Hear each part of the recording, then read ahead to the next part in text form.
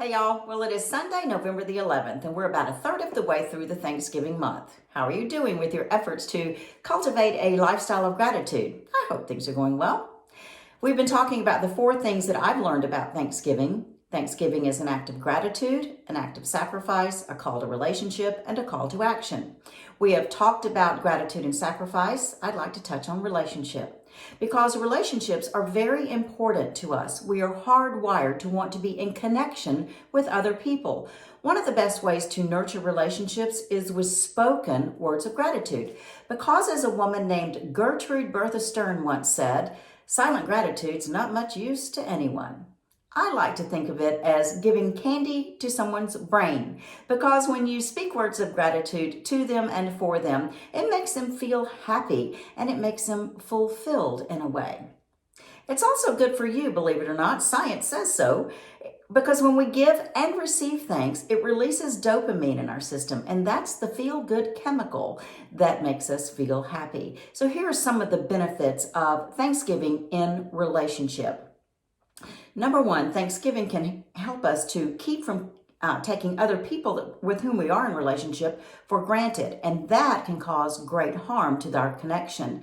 Thanksgiving can also prevent grumbling and complaining. You know, when we are tempted to grumble and complain about what's wrong with the person we're in relationship with, maybe we should stop and consider why we're in that relationship to begin with.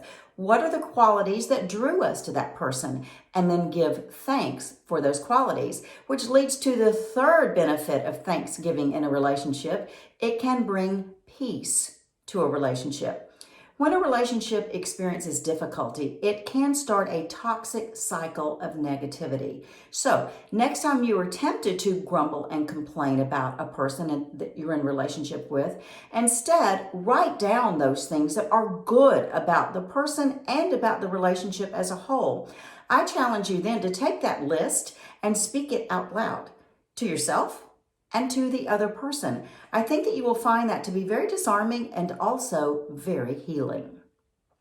Finally, research shows that when we work at giving thanksgiving or gratitude in a relationship, we are more likely to work on that relationship and make it stronger and better. So I hope you've been paying attention the last couple of videos, because you cannot have Thanksgiving as an active relationship without adding into that mix gratitude and sacrifice.